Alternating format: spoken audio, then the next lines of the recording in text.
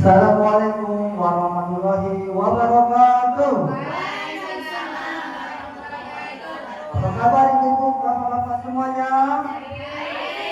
Alhamdulillah. Baik bapak ibu sekalian, guru SD 204 Wetan, hari ini kita akan mengadakan suatu kegiatan yaitu pembebasan pemakaian dalam yang nanti akan disampaikan oleh pembicara kita pada hari ini yaitu Ibu Eni Okta SPDK dan Ibu Nanda SPD. Namun sebelum itu kita mulai acara ini dengan awali dengan kalimat basmalah. Bismillahirrahmanirrahim.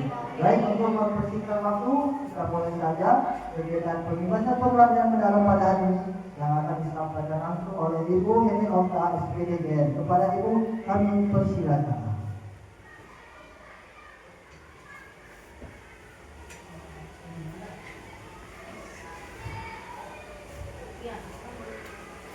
Assalamualaikum warahmatullahi wabarakatuh.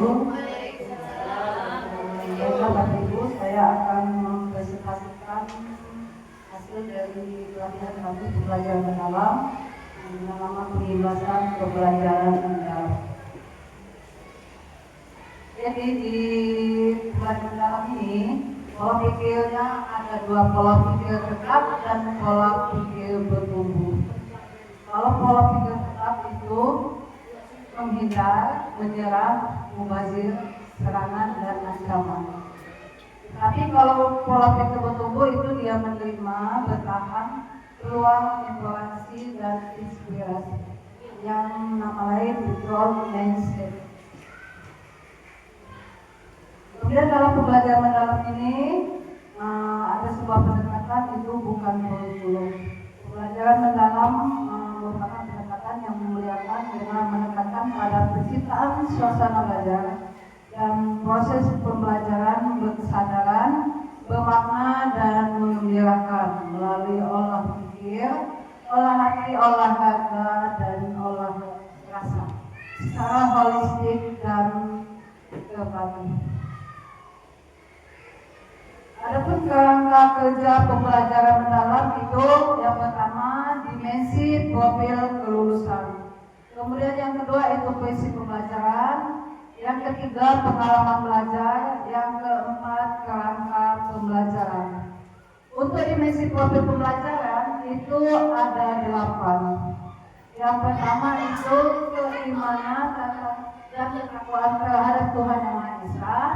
Kemudian yang kewirausahaan, yang ketiga itu kreativitas, yang keempat komunitas, kemudian yang kelima kemandirian, yang keenam komunikasi, yang ketujuh kesehatan, yang terakhir itu kolaborasi. Jadi untuk dimensi profil kelulusan itu dari kurikulum mereka kita hanya 5. Untuk pembelajaran mendalam itu bertambah 3 jadi 8. Kemudian prinsip pembelajaran itu ada 3. Bermakna, berkesadaran, dan mengembirakan. Yang ketiga pengalaman belajar. Pengalaman belajar itu ada 3 juga.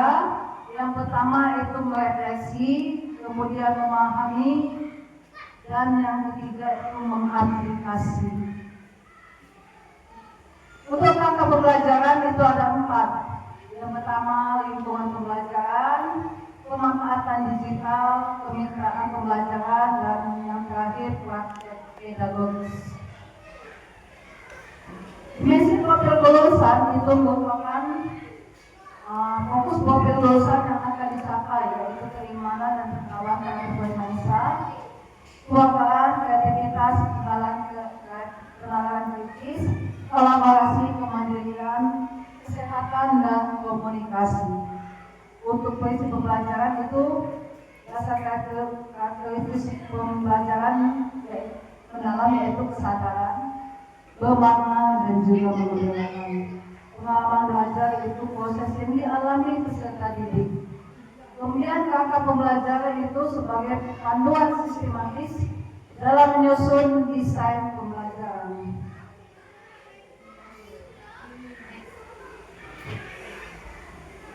Nah, di sini ada 8 dimensi profil kelulusan. 8 dimensi profil kelulusan itu terdiri dari keimanan dan ketakwaan terhadap Tuhan Yang Maha Esa, kemudian kewargaan, yang ketiga penalaran kritis, yang keempat kreativitas, yang kelima kolaborasi, yang keenam kemandirian, yang ketujuh kesehatan, dan yang kedelapan komunikasi.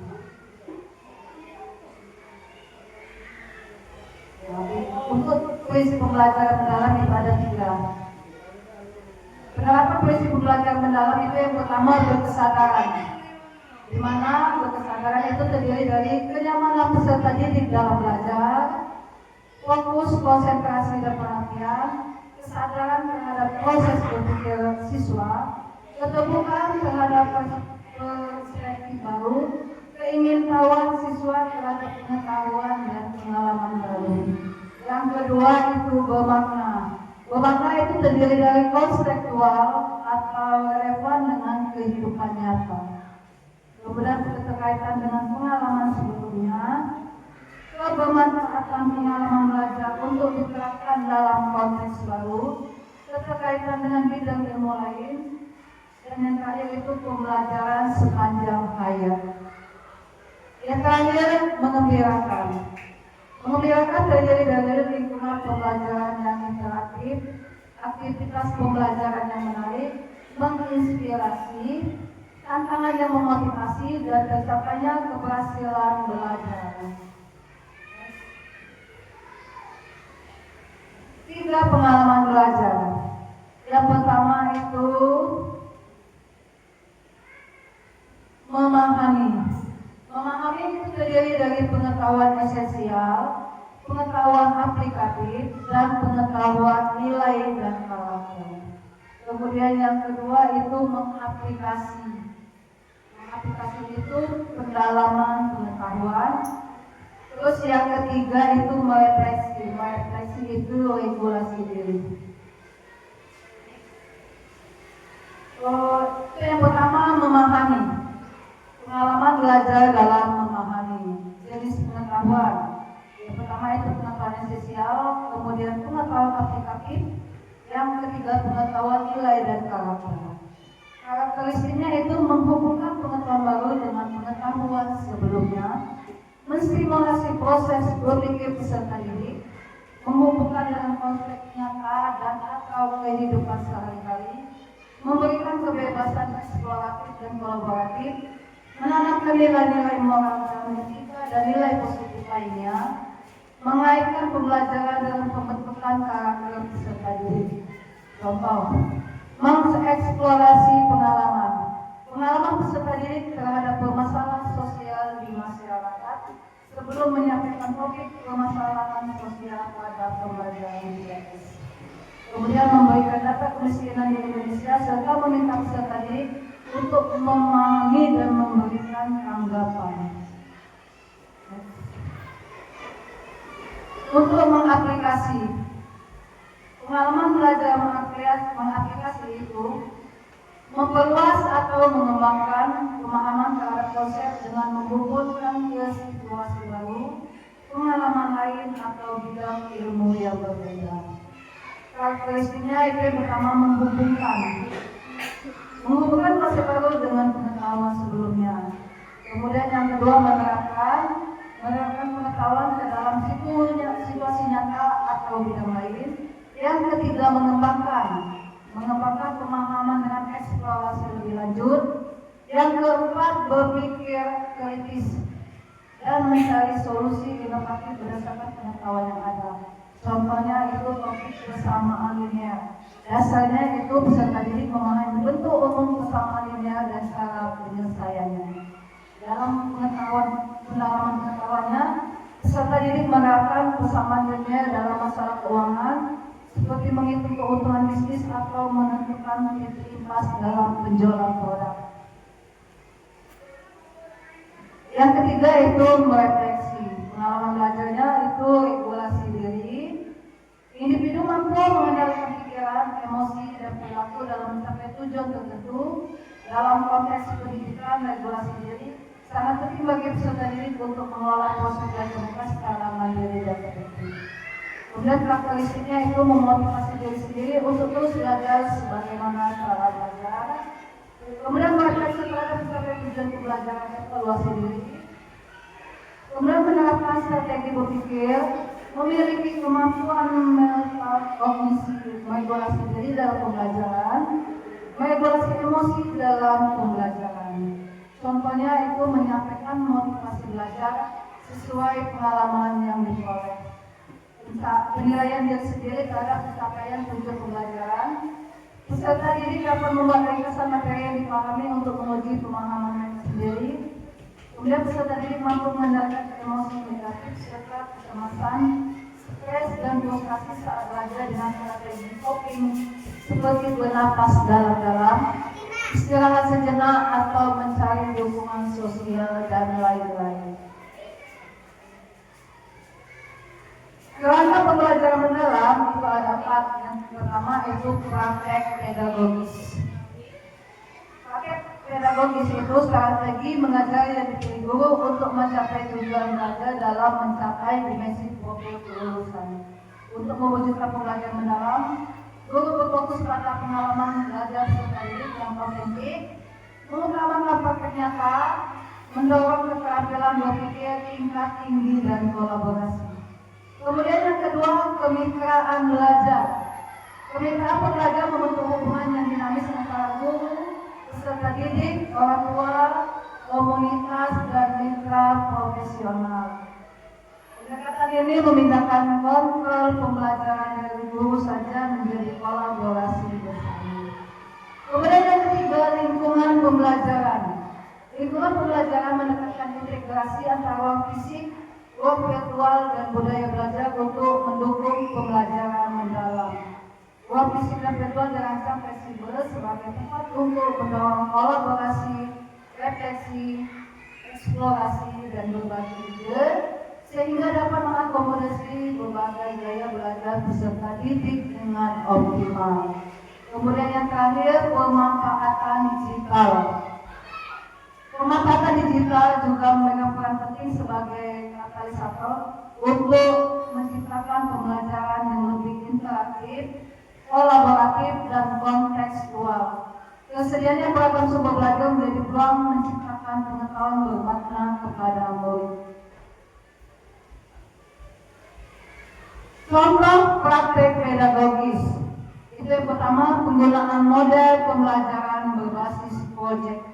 Pembelajaran berbasis masalah, inquiry berbasis permainan, pendekatan berbasis gameplay, pembelajaran berbasis kolaboratif, dan lain-lain. Penggunaan berbagai media pembelajaran, penyediaan berbagai sumber belajar. Next. Contoh kemitraan pembelajaran. Kerjasama pendidik dengan murid dalam rancangan pembelajaran, proses asesmen. Kerjasama pendidik dengan tanggung jawab sebagai praktek baik, perencanaan, refleksi, evaluasi, dan sebagainya. Kerjasama pendidik dengan orang tua untuk mendukung program pembelajaran yang dilakukan sekolah seperti melibatkan orang tua menjadi guru tamu. Kemudian kerjasama pendidik dan pihak ruang sekolah seperti dunia kerja, puskesmas, dan lembaga lainnya yang terkait dengan pembelajarannya. Kemudian kerjasama pendidik dengan universitas untuk memberikan wawasan ruang lingkup pembelajaran dan pekerjaan. Kerjasama murid dengan murid lain, murid lintas kelompok atau murid lintas kelas. Kerjasama murid dengan orang tua, murid dengan murid. Next. Contoh lingkungan pembelajaran. Menciptakan lingkungan yang aman dan nyaman, memotivasi murid untuk bereksplorasi, berekspresi, dan berkolaborasi, menggunakan platform pembelajaran daring atau hybrid, pemanfaatan lingkungan sekolah atau kampus mitra seperti ruang komputer, perpustakaan, kantin, taman sekolah, fasilitas umum, dan yang lainnya. Contoh pemanfaatan digital, pemanfaatan aplikasi atau media digital dalam pembelajaran, penggunaan kecerdasan artifisial sebagai alat dukung pembelajaran, kemudian penggunaan teknologi asistif untuk murid berkebutuhan khusus, kemudian platform ruang guru, ruang kerja digital, dan platform pendidikan seperti rumah pendidikan dan sebagainya. 4 komponen minimum rancangan pembelajaran itu yang pertama identifikasi. Yang pertama mengidentifikasi kesiapan murid, memahami karakteristik materi pembelajaran, menentukan dimensi profil kelulusan. Yang kedua desain pembelajaran. Desain pembelajaran ini menentukan tujuan pembelajaran, menentukan kerangka pembelajaran. Contohnya praktek pedagogis, kemitraan pembelajaran, lingkungan pembelajaran, pemanfaatan digital. 3. Pengalaman belajar. Yang pertama merancang pembelajaran dengan prinsip BBM, mendeskripsikan pengalaman belajar 3M. 4. Asesmen. Yang pertama asesmen pada awal pembelajaran, kemudian asesmen pada proses pelajaran, dan yang terakhir itu asesmen pada akhir pembelajaran. Baik, untuk asesmen saya berikan kesempatan kepada Ibu Nanda untuk mempresentasikan.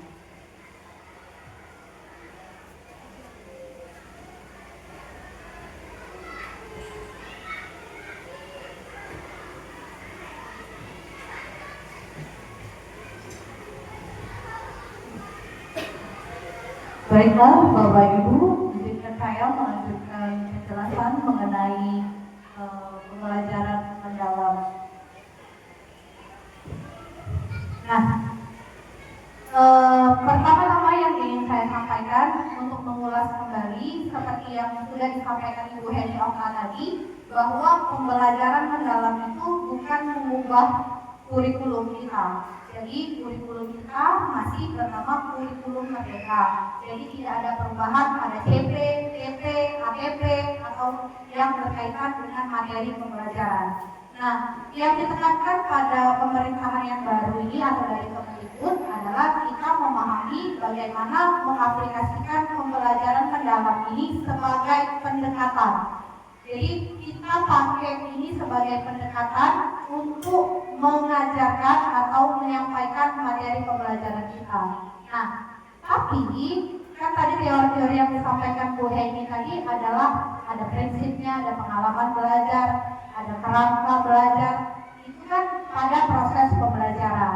Nah, yang akan saya sampaikan atau saya jelaskan ini adalah asesmennya atau tugas ya kalau bahasa kita itu. Jadi asesmennya juga harus dalam bentuk pembelajaran mendalam. Jadi bukan proses belajarnya baik yang PR, tapi asesmen yang kita kasih juga harus berbasis PR.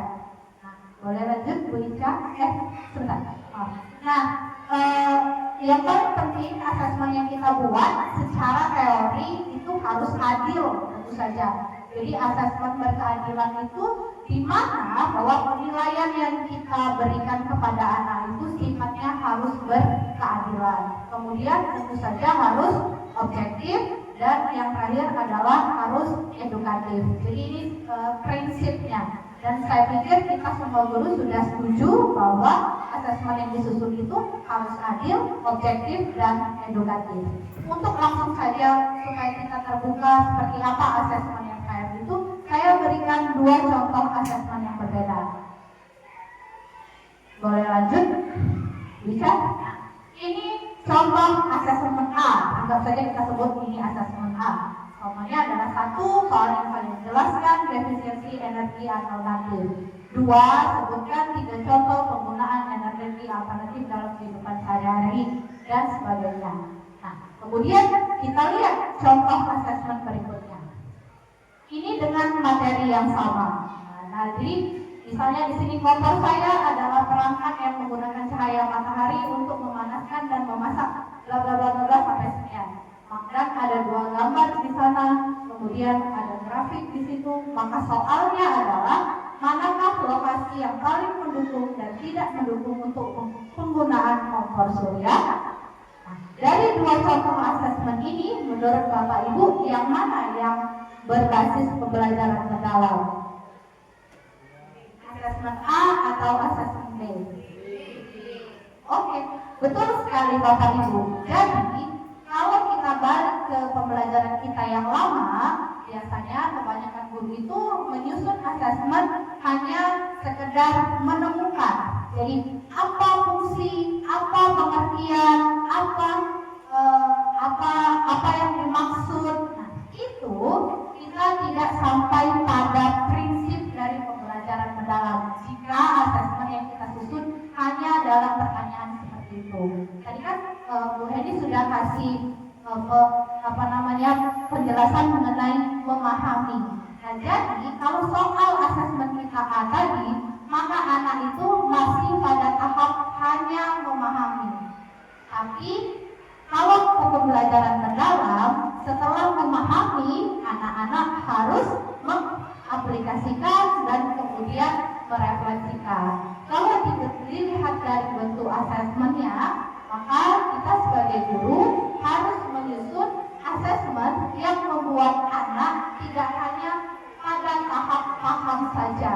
Jadi dia berpikirnya jauh lebih mendalam. Kalau saya kasih contoh satu lagi, misalnya pembelajaran matematika. Misalnya sedang belajar bangun datar, lagi belajar luas bangun datar. Misalnya ada persegi bangunnya. Kan kita tahu bahwa rumus persegi luasnya misalnya sisi kali sisi. Nah, sisi kali sisi tadi, kalau kita kasih tahu, anak tahu rumus luas persegi adalah sisi kali sisi. Pada saat anak tahu luas itu masih pada step atau tahap memahami. Nah, bagaimana cara kita supaya anak dapat mengaplikasikan? Maka asesmen yang kita susun beri mereka soal yang berkaitan dengan kehidupan sehari-hari. Misalnya apa sih benda yang sisi kali sisi itu? Misalnya kita contohkan kelas kita yang bentuknya persegi. Soalnya sekarang kalian hitung luas kelas kita. Nah, ini tidak memahami lagi, tapi dia sudah naik tingkat ke mengaplikasikan. Lalu setelah itu kita coba lagi kasih perintah selanjutnya. Kita bilang coba cari lagi ruangan misalnya di rumah kalian yang bentuknya persegi dan hitung luasnya. Nah, itulah yang disebut dengan asesmen mendalam. Jadi dia cuma tidak cuma mengalikan 4x4 sama dengan sekian, tapi dia berpikir bahwa itu apa sih dalam bentuk sehari-hari dan dia lihat secara mata. Kemudian kita gali lagi untuk sesuatu hal yang tidak dia lihat. Jadi dia recall lagi pengetahuan yang sudah dia tahu. Seperti itu ya untuk asesmen. Nah, karena kita seperti yang saya katakan ini hanyalah pendekatan, jadi tidak mengubah sistem penilaian yang ada di kurikulum Merdeka. Saya pikir teman-teman sudah memahami bahwa selama ini kita sudah tahu bahwa penilaian itu terbagi menjadi dua, yaitu penilaian formatif dan penilaian sumatif. Kemudian penilaian formatifnya terdiri atas assessment as learning dan assessment for learning. Kemudian yang penilaian sumatifnya adalah assessment of learning. Cuma saya ingin menambahkan saja bahwa kalau yang assessment as learning itu berarti itu adalah assessment yang tidak kita beri penilaian dalam bentuk angka. Karena assessment as learning itu kan bentuknya adalah jurnal refleksi atau peer assessment yang fungsinya supaya kita tahu atau untuk mengevaluasi pembelajaran kita, gimana sih tanggapan anak-anak terhadap pembelajaran yang kita kasih. Jadi soalnya tuh contohnya misalnya apakah kalian senang dengan pembelajaran hari ini, seperti kan contoh jenis-jenis soalnya itu, atau misalnya apakah kalian senang hari ini bermain game, belajar menggunakan game, hal-hal yang seperti itu. Jadi as learning ini bentuk penilaiannya tidak dalam bentuk angka. Nah, kemudian yang formatif yang dalam bentuk angka itu kita sebutlah dengan assessment for learning. Nah, formatif dan sumatif itu sama-sama dalam bentuk angka. Perbedaannya yang for learning itu adalah asesmen yang kita gunakan untuk anak belajar. Jadi misal kita lagi bikin proyek atau tugas membuat kemarin itu kan ada kelas yang membuat tanaman. Nah itu termasuk dalam asesmen formatif karena saat mengerjakan asesmen itu anak belajar. Jadi asesmen for learning tidak kita pakai untuk mengukur apakah anak itu paham atau belum, bukan. Tapi asesmen for learning itu yang kita pakai untuk anak menggali ilmu atau materi hari tersebut. Sedangkan nilai yang kita pakai untuk mengukur bahwa anak itu sudah mencapai tujuan pembelajaran yang telah kita susun atau belum, itu menggunakan assessment of learning. Jadi penilaian sumatif itu bukan hanya pada saat akhir semester saja, tapi sumatif itu bisa kita pakai untuk setiap habis materi atau habis bab, itu juga dinamakan dengan penilaian sumatif atau assessment of learning. Nah, ini jenis-jenis assessment. Jadi ada yang observasi, ada yang project, ada yang tulisan. Tapi semua rekan-rekan di sini pasti sudah pernah menggunakan atau menerapkan assessment yang telah ada di layar ini di dalam kelasnya masing-masing. Lanjut. Nah, kemudian yang akan saya jelaskan adalah penyusunan. Nah, di sini masih saya tulis sebagai RPP atau modul ajar. Namun untuk istilah baru ya Bapak Ibu, istilah baru saat ini juga tidak disebut lagi sebagai RPP, tidak juga disebut lagi sebagai modul ajar, tapi disebut sebagai rencana pembelajaran mendalam, bisa disingkat menjadi RPM. Nah, jadi disebutnya tidak lagi modul, tidak lagi RPP. Tapi sebenarnya kalau dalam modul pasti ngertinya itu kita mengacu pada hal yang sama. Oke kali ya. Nah, jadi kalau di RPM pembelajaran mendalam ini, apakah boleh kita pakai modul ajar kita yang kemarin? Pertanyaan seperti itu jawabannya boleh, tapi kita harus menambahkan beberapa poin-poin yang tentang PM-nya tadi. Nah, poin-poinnya apa saja kita lihat. Jadi kalau di modul ajar kita kan langsung ya, misalnya ada A, ada B. Nah di sini itu udah KT dia susunan mana A, mana B. Jadi ini kita boleh menyusunnya sesuai dengan mana yang kita mau, gitu ya. Tapi hanya saja kalau bagian dari peserta didik, materi, dimensi, capaian, lintas misi, BNTP, topik itu masuk dalam judul besarnya adalah identifikasi. Nah, kemudian setelah identifikasi itu disebut lagi dengan desain pembelajaran. Desain pembelajaran. Terus ada lagi pengalaman belajar dan ada lagi asesmen pembelajaran. Nah, supaya biar lebih jelas, keluar ini ya tidak keluarkan yang skip. Nih, ya. Nah, di tab sebelah ini atas. Nah, ini.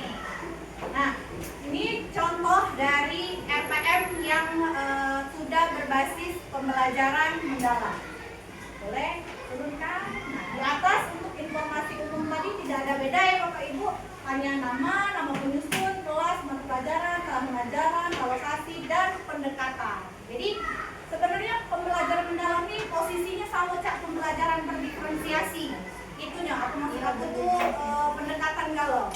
Nah, jadi kalau di sekarang ini diferensiasi itu tidak dihapuskan, tapi tidak perlu muncul lagi walaupun masih kita pakai. Misalnya misalnya aku masih pakai anak rendah materi ini, anak pintar materi ini. Sebenarnya aku pakai diferensiasi kan. Nah, tapi tidak perlu dituliskan lagi di RPP. Kemudian di RPM. Kemudian, nah, desain pembelajaran. Nah, yang paling penting itu kita harus masukkan juga capaian pembelajaran.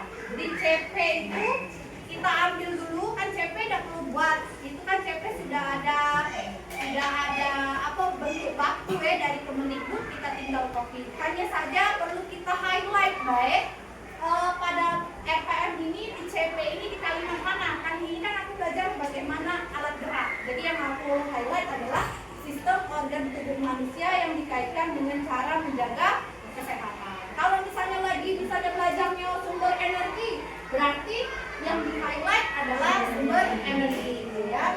Nah, tapi kebanyakan kemarin rekan latihan itu banyak salah pas naruh ke CP, karena CP-nya kalimatnya malah bikin sendiri. Jadi yang perlu kita pahami, CP ini tidak perlu bikin lagi, karena CP ini tinggal copy. Pernah nggak salah Pak Ali kan selalu share ya CP rajin. Lanjut. Kemudian di bawah tentu saja, nah ini yang baru kita bikin sendiri. TP adalah yang dibuat oleh guru. Jadi pada pertemuan kali ini apa tujuan pembelajarannya?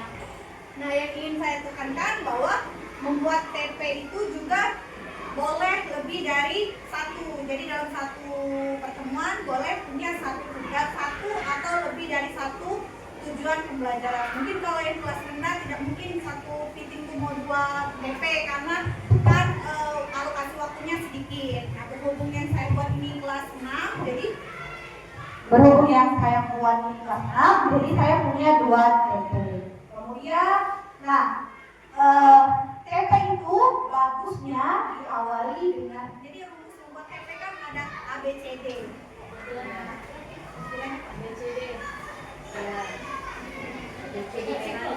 Ada, jadi karena A itu sudah audience atau TP kita itu buat siapa, jadi saya sangat menyarankan pada saat pembuatan TP mulailah kalimat itu dengan peserta didik atau siswa atau murid. Maka selanjutnya boleh disesuaikan dengan ya tujuan pembelajaran kita.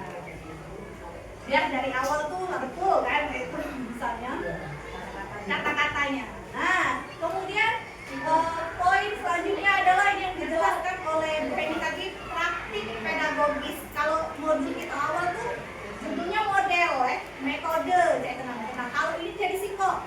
Kita dalam pembelajaran itu nak pakai metode apa, pakai model pembelajaran apa, nak pakai pendekatan apa, dan nak pakai strategi apa, misalnya masuk dalam di kolom praktik pedagogis. Nah, karena deep learning ini hanyalah sebuah pendekatan, jadi kalau kita menyusun ini tidak boleh hanya deep learning based si praktik pedagogisnya.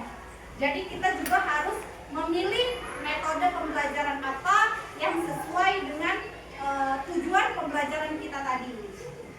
Nah, di sini yang aku pilih adalah model pembelajaran project based learning. Nah, kalau yang lain, misalnya Bapak ikan model itu kan bisa project, bisa problem, bisa discovery, bisa inquiry, jadi ada banyak. Nah, terus kalau misalnya Bapak Ibu pakai strategi juga, misalnya pakai presentasi, pakai diskusi, atau misalnya wawancara, boleh dituliskan juga di praktik pedagogis. Itu artinya strategi pembelajaran. Model pembelajaran, strategi pembelajaran, pendekatan pembelajaran. Tapi pendekatannya itu apakah harus pakai pendekatan deep learning, ya? Jadi dimasukkan juga. Nah, iya, nama poin-poinnya banyak. Kemudian poin selanjutnya yang juga harus kita tuliskan di RPM itu namanya lintas disiplin ilmu. Nah, lintas disiplin ilmu ini materi kita tuh pokoknya setiap kita belajar tuh pasti ada kan berhubungan sama mata lain. Nah, misalnya lagi belajar matematika tapi soal cerita, artinya lintas ke bahasa, atau misalnya lagi belajar IPAS ada bergeraknya berarti lintasnya ke PJOK. Nah, itu dijelaskan juga. Jadi kita harus tulis terintegrasi misalnya dengan bahasa Indonesia, kemudian terintegrasi dengan matematika misalnya, walaupun nantinya kita bukan belajar boleh lebih dari satu, boleh juga hanya satu. Tadi 8 dimensi lah saja kelewatan ya. Oh ini, nah ini aku kasih yang ini ya. Nah setelah yang diidentifikasi, perbedaannya adalah tulisan kalau dulu yang dimensi ini tulisannya profil pelajar Pancasila ya, jadi mau kita itu. Nah sekarang diganti istilahnya menjadi dimensi profil lulusan. Tambahannya sebenarnya cuma 2, kesehatan sama komunikasi. Jadi diharapkan anak itu bukan hanya sehat secara pikiran, tapi sehat juga secara jasmani. Kemudian komunikasi juga anak diharapkan tidak hanya pintar secara intelektual tertulis, tapi juga pintar menyampaikan pendapat, menyampaikan isi pikiran mereka.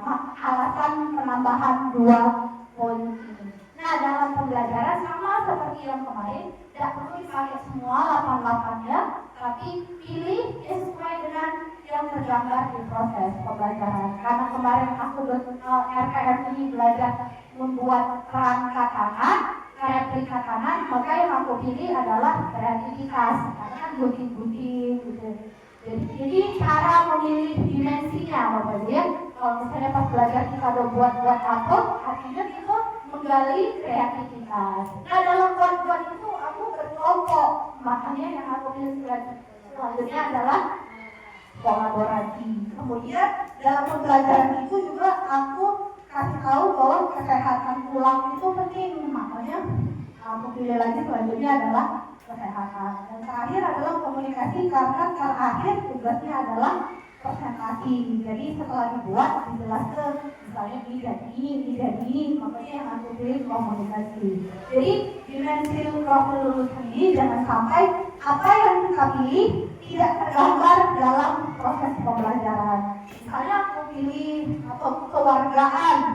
Nah, kewargaan itu tidak ada tapi dalam proses pembelajaran, maka menjadi tidak sinkron ya, Bapak Ibu. Nah, ini yang harus kita lihat. Next. Nah, ini kemitraan lingkungan belajar. Jadi kan tadi penjelasan gue ini ya, harus ada lingkungan belajar, harus ada kemitraan, harus ada pemanfaatan digital. Nah, lingkungannya kalau misalnya biasanya kalau mau belajar outdoor, misalnya kalau belajar di kostum, kalau misalnya mengamati kebun, berarti lingkungan belajarnya ditulis saja halaman sekolah. Atau keluar, misalnya pembelajarannya wawancara di luar, berarti lingkungannya boleh ditulis kantin sekolah, misalnya seperti itu. Nah, kemitraan ini bagus kalau contoh kali pelatihan kemarin dia pakai benar-benar dari pihak luar. Jadi dia misalnya wawancara apa namanya organisasi lingkungan masyarakat gitu. Tapi kan itu SD menurut aku. Dan kita juga jarang untuk memakai pihak luar. Tapi kita bisa pakai, kalau kata Bapak tuh ada komite, ada orang tua seperti itu. Nah, dan kalau aku di sini berkolaborasinya antar guru saja seperti itu, misalnya nak kita atau materi kirim surat. Nah, mitra sama guru, misalnya aku sama Bu Dwi, nah itu sudah bisa dimasukkan menjadi kemitraan. Dan itu pun jika memungkinkan, kalau memang pembelajaran kita itu memang mitranya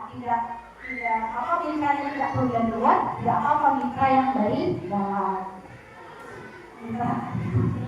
Nah, kemudian digitalnya kita tulis. Nah, ini pemanfaatan digital ini misalnya kita pakai game quizzes, misalnya kalau nanti atau itu tidak mesti pakai laptop juga bisa.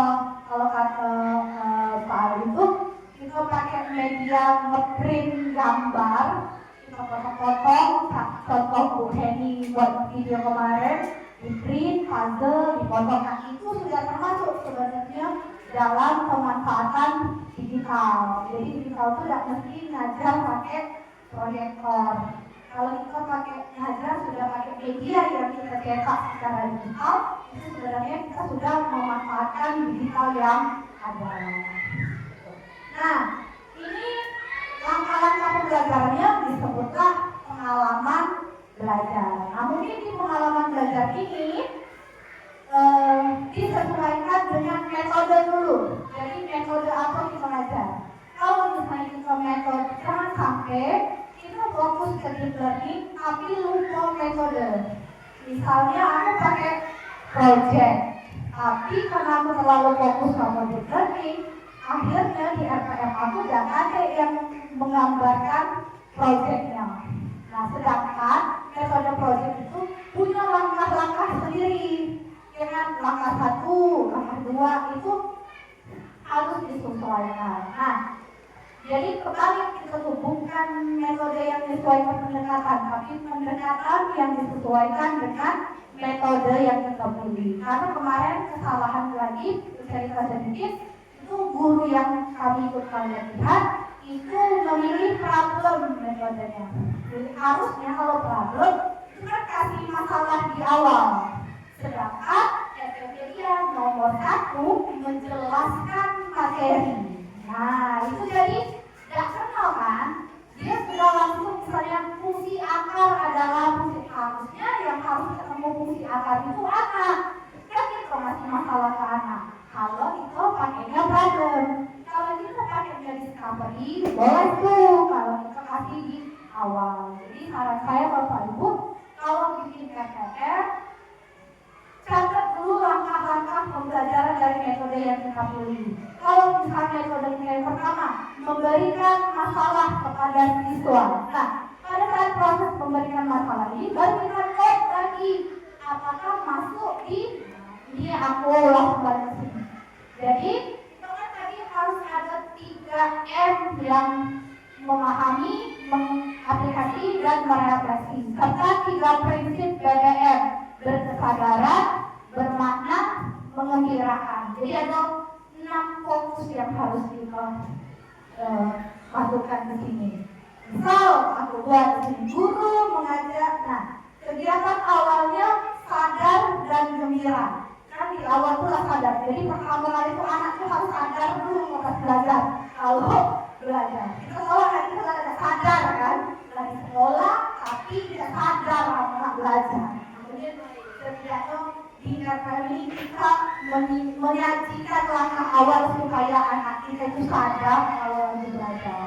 Jadi dari kesadaran, kemudian yang mengembirakannya adalah bisa dalam bentuk SBI atau kalau Bapak Ibu punya ide yang lain untuk mengembirakan. Nah, tapi urutannya boleh di ini Bapak Ibu boleh di apa?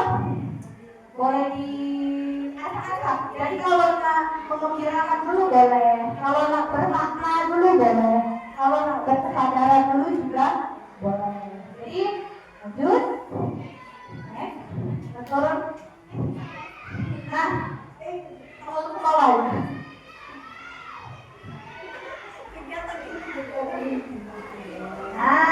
Nah, kegiatan ini misalnya, ini yang aku jelaskan tadi.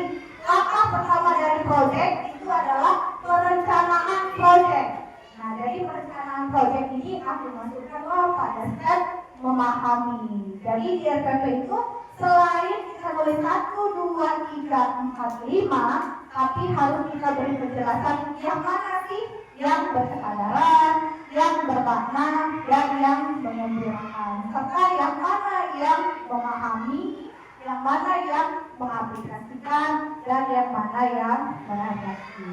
Nanti sebagai bahan bacaan, RPM-nya boleh di-share ke rekan-rekan sekalian. Balik ke sini. Terima kasih juga ya. Baiklah Bapak Ibu, itu saja penjelasan dari kami mengenai pembelajaran mendalam. Terima kasih banyak atas partisipasinya. Selanjutnya saya kembalikan lagi ke moderator. Wassalamualaikum warahmatullahi wabarakatuh.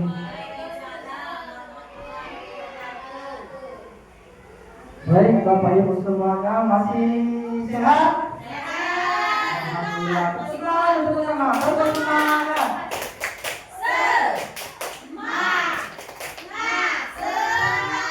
Alhamdulillah kita sudah dengarkan pemaparan langsung materi tentang pembelajaran dalam oleh Ibu Okta dan juga Ibu Nanda. Jadi tepuk tangan untuk ibu-ibu berdua ini. Ya. Selanjutnya kami persilakan kepada ibu-ibu dan bapak-bapak sekalian yang ingin bertanya. Mungkin saja ada sesuatu yang menjangkau atau yang belum tahu. Kami persilakan. Ya, silakan Ibu Sherly. Assalamualaikum warahmatullahi wabarakatuh. Terima kasih atas kesempatannya. Sebenarnya saya belum melihat itu ya. Saya tertarik dengan yang ada Ibu tentang masuk kepada mendalam tadi. Kita ketahui kan bahwa sekali itu sebagai satu kesatuan itu yang fokus pada aspek individual atau nilai ujian tertentu ya, yang meliputi akademis, sosial, emosional, dan spiritual untuk mendapatkan gambaran kemajuan pencapaian peserta didik secara keseluruhan itu. Nah, yang itu saya tanyakan, bagaimana asesmen tersebut dirancang untuk menilai keberhasilan siswa secara holistis dalam pembelajaran mendalam tersebut.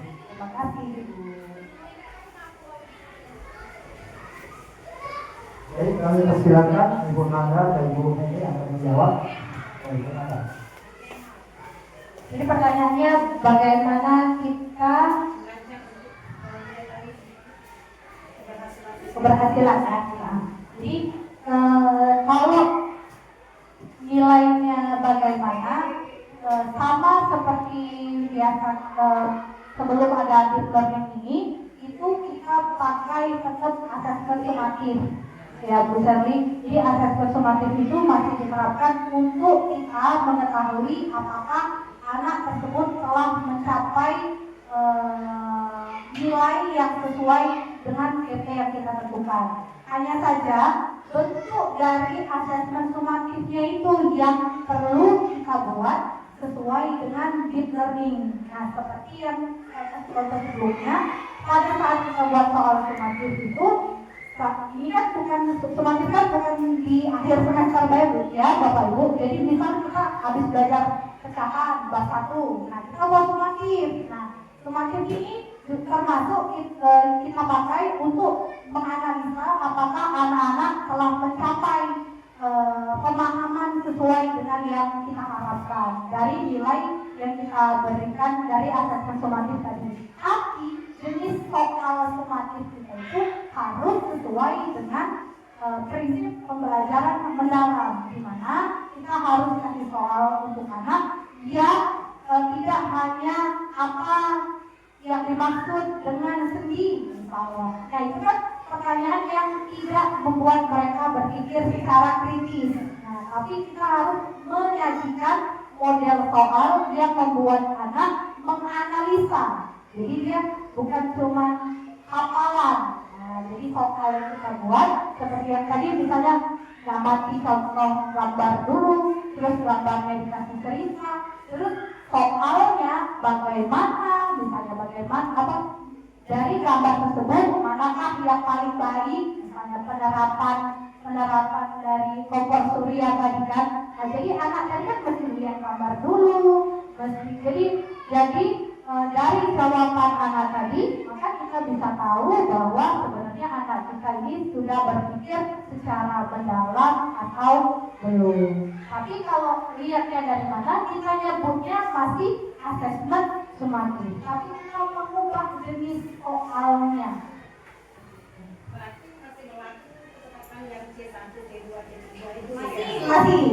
masih bukan. Jadi kalau tentang teori yang C1 itu tidak diubah. Tapi kita kan membawa anak tuh ke C yang paling tinggi. Ya, seperti itu.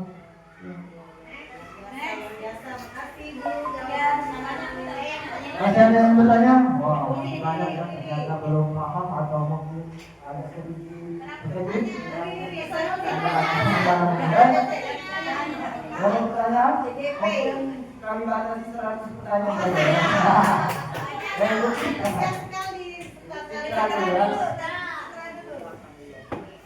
Assalamualaikum warahmatullahi wabarakatuh. Baiklah, di sini saya mau menanyakan dulu tentang hasilnya juga. Tadi penilaian sumatif cukup paham. Yang saya mau tanyakan di sini penilaian sumatif bukan Gunanda hasil ibu. Tadi kan ibu materinya tentang replika tangan. Nah, hampir sama dengan yang saya kerjakan sekarang, yaitu kerajinan dari tanah liat. Berarti tentang proyek. Ya, berarti tentang proyek. Nah, yang saya ingin tanyakan di penilaian formatifnya ada dua kategori, as learning dengan assessment for learning. Kalau untuk yang as learning ini kan jurnal refleksif. Kalau kemarin kelas 13 tidak salah untuk masalah penilaian sikap, kemarin tuh ada karakter tentang di bagian karakter siswa termasuk poin ya, soal penilaian.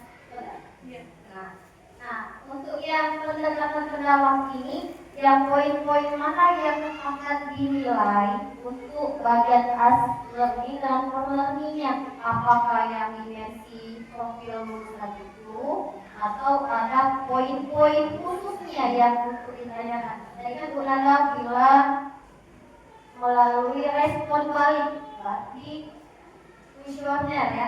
Nah, kuesioner itu apakah hanya secara lisan ataukah ada format khusus yang dibuat guru sendiri atau disamakan oleh kebijakan khusus, ada format khususnya atau kita sendiri guru yang bikin penilaian? Itu saja, terima kasih. Assalamualaikum warahmatullahi wabarakatuh. Dan siapa yang akan menjawab?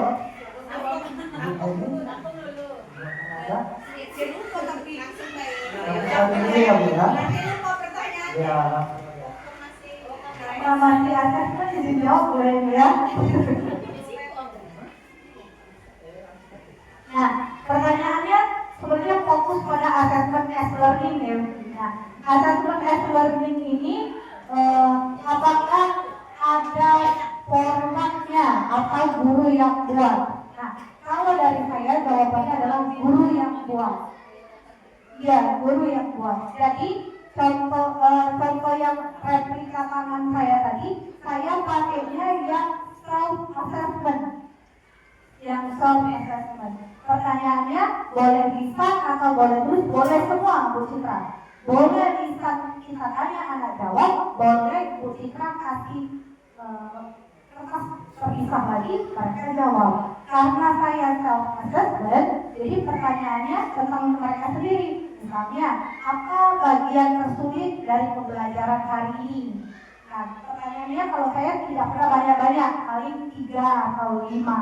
Nah, kenapa saya pilih yang self assessment? Karena saya mau pendapat pribadi mereka. Kalau Bu Citra misalnya mau mengetahui bagaimana satu anak dari sudut pandang anak yang lain, berarti pakai yang peer assessment. Jadi misalnya saya nilai Bu Ayu nilai Dwi, ada seperti itu. Gitu. Tapi saya yang di SKM tadi yang dipakai adalah self assessment dan bentuk lisan. Jadi saya tanyakan langsung apa pembelajaran tersulit yang bagian paling sulit dari pelajaran hari ini. Anak langsung jawab, misalnya paling sulitnya ini Bu pas nyambung benangnya, langsung jawab seperti itu. Terus saya tanya, terus gimana kamu mengatasinya? Terus dikerjakan bersama-sama. Jadi kayak mereka sharing pengalaman belajar hari itu. Terus jadi tidak ada bentuk bangku format untuk assessment as learning ini. Terus kita pakai untuk apa? Sama yang kata Ibu Kartika tadi. Kita pakai untuk penilaian sikap. Nah, yang ada format penilaian sikap itu yang di raportnya itu setahu saya ada deskripsi di ujungnya itu. Nah, jadi dia berpengaruh di sana. Misalnya kan kesulitan. Nah, dari situ kan kita tahu anak yang ini sulit gunting, misalnya yang ini sulit ngebet benang, misalnya. Jadi di rapotnya yang itu anak sudah bisa ini tapi tidak bisa ini. Nah, jadi assessment itu untuk kita mengisi yang deskripsi di ujung rapor setelah nilai. Nah kalau yang for learning ini kan bisa observasi peta konsep, umpan balik, formatif, classroom assessment, observasi. Nah kalau observasi itu balik lagi ke sikap juga sebenarnya pada saat mereka kerja kelompok. Nah ini ada, kalau ini tinggal kita cari, kita mau pakai rubrik ya, ya. Kalau rubrik itu kita bisa cari acuan biasa, kita mau pakai rubrik yang mana sesuaikan dengan pembelajaran. Kalau berkelompok misalnya rubrik aku tadi saya ini kalau salah.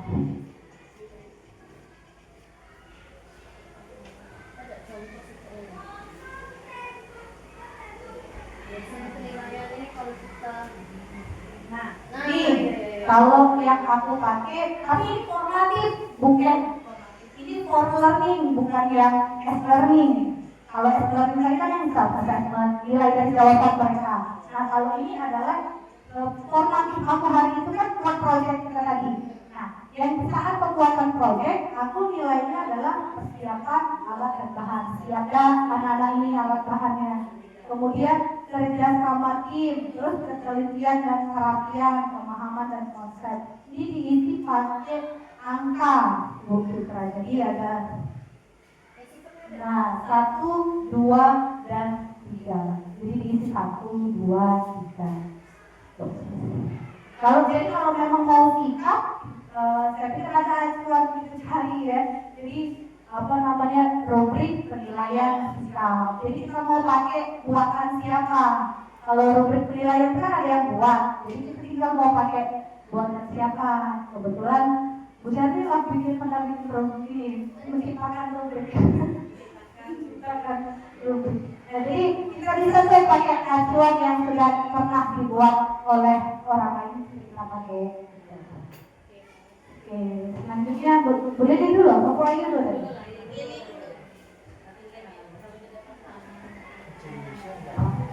Assalamualaikum warahmatullahi wabarakatuh.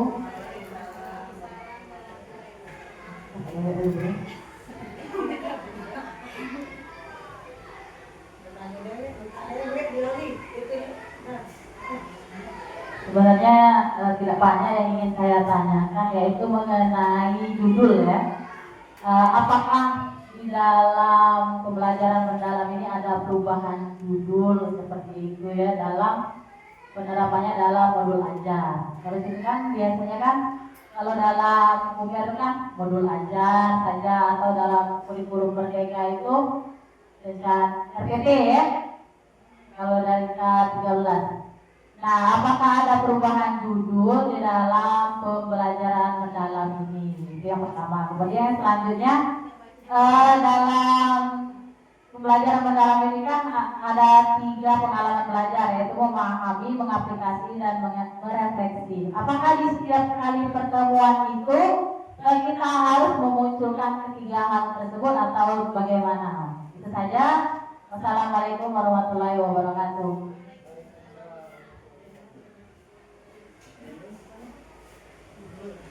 Baiklah, saya akan mencoba menjawab pertanyaan dari Bu Lili.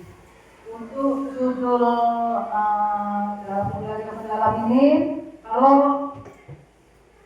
untuk mereka itu LPP ya, LPP atau modul ajar. Kalau untuk pembelajaran mendalam itu menjadi perencanaan pembelajaran mendalam. Judulnya perencanaan pembelajaran mendalam. Jadi kita tidak memakai modul ajar atau LPP. Jadi dulu di atas itu perencanaan pembelajaran mendalam atau disingkat PPM. Ya, masih LPP. Berubah jadi PPM, perencanaan pembelajaran mendalam. Nah, kemudian untuk apa tadi? Pertanyaan kedua? Tentang 3M ya. 3M memahami, merefleksi, dan mengaplikasi. Ya. Itu tidak perlu ketiganya kita pakai. Sesuai dengan rencana pembelajaran kita, boleh memakai 1 atau 2, Tapi yang pasti dalam setiap perencanaan itu ada yang kita pakai. Tidak seluruhnya, tidak perlu sebagian yang kita pakai, boleh salah satu. Disesuaikan dengan materinya. Itu saja, silakan Bu Ayu.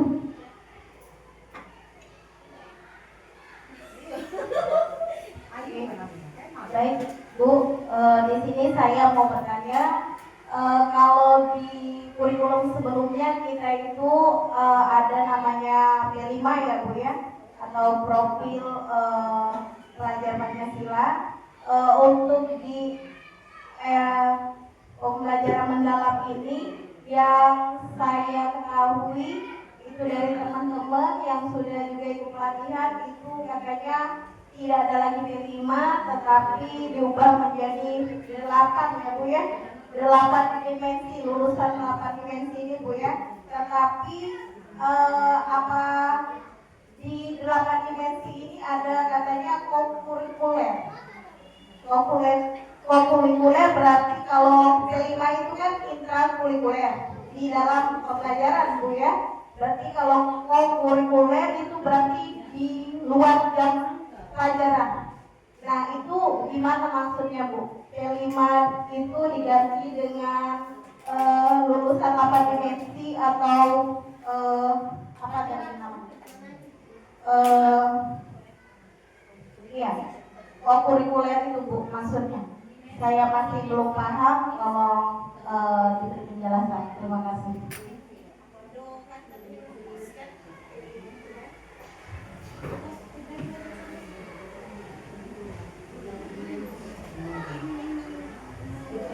Ya, setahu kami sebenarnya kurikuler ini betul mau diterapkan Bu Ayu. Bahkan Pak Ali Ben sudah pernah share tentang kurikuler. Tapi pada saat kami pelatihan, kurikuler ini belum dibahas sama sekali. Nah, jadi menurut saya kurikuler ini juga perencanaan mungkin masih direncanakan pemerintah. Bagaimana pelaksanaannya mungkin kita tunggu saja, karena yang sudah sampai di kita informasinya adalah sebenarnya itu pembelajaran yang di luar jam pelajaran tapi memperdalam materi dari pembelajaran. Nah, bagaimana sistemnya pada saat pelatihan ini pembahasan secara detailnya belum dipaparkan. Mungkin kita akan dapat informasi lebih lanjut di kemudian hari, saya pikir. Lebih ke ditekankan bahwa kita paham dulu pendekatan mendalam, karena setahu saya juga untuk semester ini juga kita belum dituntut untuk membuat RPM-nya yang sudah di-learning, karena diharapkan pemerintahan itu di semester depan nanti kita sudah bisa melengkapi administrasi sesuai dengan yang di-learning. Ya. Baik, cukup Bu Ayu. Terima kasih. Selanjutnya kembali lagi ke moderator. Baik Bapak Ibu, alhamdulillah pertanyaan demi pertanyaan sudah terjawab oleh para pemateri pada hari ini. Mohon maaf pertanyaan tidak bisa kami lanjutkan kembali berhubung sudah 100 pertanyaan yang masuk dan kita batasi. Alhamdulillah antusias sekali ibu-ibu di SD 204 ini. Hari demikian kita sudah masuk dalam penghujung acara kita. Sekali lagi mohon terima kasih kepada para pemateri ini, Ibu Eni Okta dan Ibu Nada dan ibu-ibu guru-guru SD 204 semuanya. Tepuk tangan untuk kita semua. Untuk mengakhiri acara ini, mari kita tutup dengan melaporkan kalimat hamdalah. Alhamdulillahirobbilalamin. Assalamualaikum warahmatullahi wabarakatuh.